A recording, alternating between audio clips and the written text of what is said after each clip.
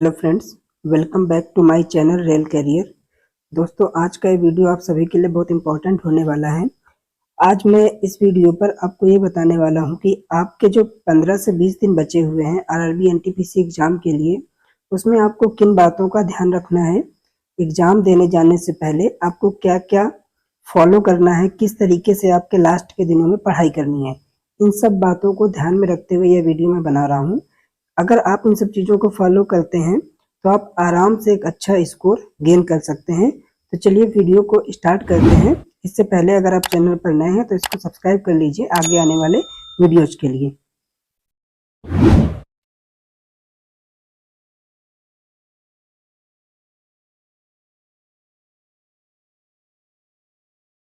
Friends, सबसे पहले मैं आज के इस वीडियो पर मैथ विषय पर बात करने वाला हूं कि जो आपका आरआरबी एनटीपीसी पे जितना भी सब्जेक्ट पूछा जाता है एग्जाम में, उसमें एक टॉपिक आपका मैथ से होता है। जो आपका सीबीटी 1 होने वाला है उसमें मैथ का क्या रोल रहने वाला है, आपको लास्ट के दिनों में करना क्या है। देखिए, फर्स्ट चीज, आप जो भी एग्जाम देने वाले हैं, आप सबने कहीं ना कहीं से किसी ना किसी टीचर से मैथ कंप्लीट पढ़ रखी होगी। तो अब आपको करना क्या है, और आपने प्रैक्टिस भी कर ली होगी और आप सारे लोग मॉक टेस्ट भी लगा रहे होंगे।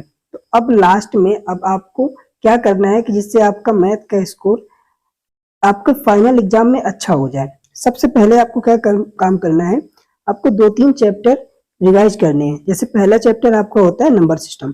ठीक है, आपको नंबर सिस्टम को बहुत अच्छे से एक बार रिवाइज कर लेना है। आपके पास कम से कम टाइम बचा हुआ है। इस कम से कम टाइम में आपको कुछ चैप्टर है जो मैं आपको गिनती के कुछ चैप्टर बता रहा हूँ, चैप्टर्स को रिवाइज कर लेना है। जिसमें पहला चैप्टर आपका नंबर सिस्टम आता है, क्योंकि जो मैथ पूछा जाता है एनटीपीसी में उसमें नंबर सिस्टम का वेटेज बहुत ज्यादा है। आपके 4 से 5 क्वेश्चन सिर्फ नंबर सिस्टम से ही पूछे जाते हैं, और इसी नंबर सिस्टम से कुछ अदर चैप्टर जो है उनके क्वेश्चंस बनते हैं इनको मिला करके। तो आपको इस चैप्टर को एक बार रिवाइज करना है एग्जाम से पहले। आप आधे घंटे या 1 घंटे जो भी आपको बीच में कभी भी टाइम मिले, तो आप उसमें जो आपने नोट्स बनाए हैं इस चैप्टर को बहुत अच्छे से रिवाइज कर लीजिए। सेकेंड चैप्टर आपको क्या करना है, परसेंटेज। परसेंटेज को भी आपको रिवाइज करना है। ये आपका चैप्टर ऐसा है जो अर्थमेटिक होती है, वो 2 चैप्टर से सॉल्व होती है, एक परसेंटेज, एक आपका रेशियो। तो आपका जो नेक्स्ट चैप्टर है वो रेशियो हो गया।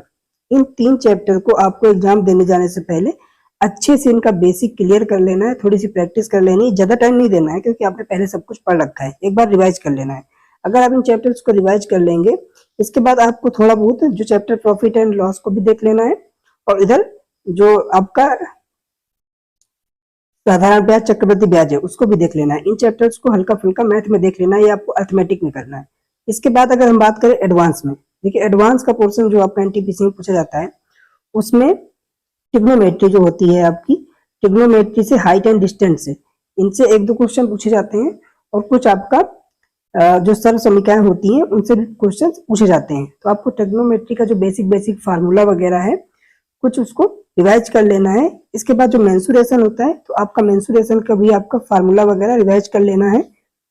नॉर्मल से आपको फार्मूला बेस्ड ही क्वेश्चन पूछे जाते हैं, कुछ 1-2 क्वेश्चन हो सकते हैं टफ आपसे पूछे जाए, तो इनको आपको थोड़ा थोड़ा रिवाइज कर लेना है। अभी आपको नया कुछ नहीं पढ़ना है, आपके 15 से 20 दिन में आपको सिर्फ रिवीजन करना है, नया कुछ नहीं पढ़ना है। नेक्स्ट आपका आता है जैसे प्रोबेबिलिटी हो गई, प्रायिकता से आपका एक क्वेश्चन पूछा जाता है, तो आपको इस प्रोबेबिलिटी को अच्छे से क्लियर कर लेना है। इसके बाद आपका स्टैटिक्स हो गई, जो आपका सांख्यिकी का चैप्टर होता है उससे भी आपका 1-2 क्वेश्चन पूछा जाता है। माध्य, मीन, ये जो आपका मीडियन वगैरह होता है, इसको भी आपको, बहुलक वगैरह, एक आसान सा क्वेश्चन आता है, थोड़ा थोड़ा सा रिवाइज कर लेना है। इतना आपको मेंस एडवांस में करना है, ये आपका मैथमेटिक्स आसानी से कवर हो जाएगा। अब ये तो आपका रिवीजन हो गया। आपको एक्स्ट्रा क्या करना है, एक्स्ट्रा देखिए क्या है कि जो एनटीपीसी का एग्जाम है आजकल टाइम कंज्यूमिंग एग्जाम है, इसमें आपका बहुत सारे लोगों का टाइम मैनेजमेंट नहीं हो रहा होगा। तो आपको टाइम मैनेजमेंट के लिए क्या करना है, मैथ में जैसे आप सभी को स्टार्टिंग में टेबल जो है 1 से 20 तक टेबल आपको मैक्सिमम लोगों को आता था। अभी अगर आप बात करें तो कई सारे लोग भूल गए होंगे। तो आपको क्या करना है, 1-2 बार आपको 20 तक का जो टेबल है उसको रिवाइज कर लेना है, जिससे आपको एग्जाम हॉल में थोड़ा आसान हो जल्दी से कैलकुलेशन करने में। 20 तक का टेबल 1-2 बार लर्न कर लेना है। और कुछ क्या करना है, कुछ नंबर्स होते हैं, उन नंबर्स का मल्टीप्लीकेशन आपको याद होना चाहिए। जैसे 11 एंड 12 का मल्टीप्लीकेशन क्या होता है, 12 एंड 13 का मल्टीप्लीकेशन क्या होता है, इस तरीके से 12 एंड 15 का मल्टीप्लीकेशन क्या होता है, इस तरीके से ये कुछ नंबर्स हैं जो आपको एग्जाम हॉल में अक्सर देखने को मिलते हैं। इस टाइप से इनका कुछ का नंबर्स आपको मल्टीप्लिकेशन याद होना चाहिए, मुजवानी याद होना चाहिए। इसके बाद जैसे नेक्स्ट आपका आता है स्क्वायर। आपको एटलीस्ट 30 तक के स्क्वायर याद होने चाहिए और 20 तक के क्यूब याद होने चाहिए। तो आपको स्क्वायर और क्यूब ये आपको लर्न कर लेना बहुत अच्छे से। मैथ में आपको इतना सब प्रैक्टिस करके जाना है। नेक्स्ट अगर हम बात करें, नेक्स्ट आपका टॉपिक क्या होता है यहाँ पर, तो नेक्स्ट आपका टॉपिक है रीजनिंग। ठीक है, तो रीजनिंग में अब आपको क्या करना है, जैसे रीजनिंग के कुछ चैप्टर होते हैं। एक पहला चैप्टर हो गया, मान लो आपका क्लॉक हो गया। क्लॉक के एनटीपीसी में ज्यादा क्वेश्चन नहीं पूछता है, नॉर्मल सा एक आध क्वेश्चन पूछ सकता है, प्रतिबिंब वगैरह का पूछ सकता है। इसके एक दो फार्मूले होते हैं वो आपको रिवाइज कर लेने हैं क्योंकि वो अक्सर भूल जाते हैं। इसके बाद आपका कैलेंडर हो गया। तो एनटीपीसी में एक क्वेश्चन कैलेंडर का रीजनिंग का जरूर आता है। तो आपको कैलेंडर को बहुत अच्छे से पढ़ लेना है क्योंकि कैलेंडर ऐसा टॉपिक है जो अगर आप 10 दिन ना पढ़े, 15 दिन ना पढ़े तो भूल जाता है। तो इसको आपको प्रैक्टिस कर ही लेना है। तो ये कुछ टॉपिक चीजें हैं जो आपको एग्जाम टाइम में प्रैक्टिस करने पड़ते हैं। उसके बाद सिलॉग वगैरह हो गया, सिलॉग के जो भी नियम होते हैं वो आपको प्रैक्टिस कर लेने हैं। इसके बाद आपका क्या हुआ, जैसे मिसिंग नंबर होता है। तो मिसिंग नंबर में क्या होता है, जैसे स्क्वायर की एक सीरीज चलती है, क्यूब की सीरीज चलती है, उसमें +1 -1 करके ऐसे कई सारी सीरीज आपको लिख कर प्रैक्टिस कर लेना है। क्योंकि मिसिंग नंबर का ऐसा क्वेश्चन होता है जो अगर आपको एक बार में आ गया तो आ गया, नहीं तो आपको नहीं आता है, दिक्कत करता है। नेक्स्ट आपको क्या करना है रीजनिंग में, जैसे सिटिंग अरेंजमेंट हो गया, सिटिंग अरेंजमेंट और पजल, इनकी प्रैक्टिस बहुत अच्छे से कर लेना है। क्योंकि रेलवे क्या करता है, एक क्वेश्चन पे, एक पजल पे एक ही क्वेश्चन पूछता है जो आपका टाइम बहुत ज्यादा ले जाता है। मैं आपको लास्ट में बताऊंगा कि किस तरीके से आपको उनको हैंडल करना है, उनको क्या करना है, जिससे आपका टाइम भी बचेगा और आपका सिटिंग अरेंजमेंट और पजल आपका सही भी होगा, जो भी आपको स्कोर करके देगा।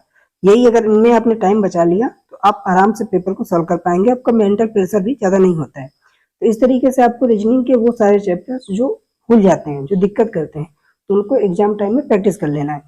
इतना रीजनिंग के लिए करना है।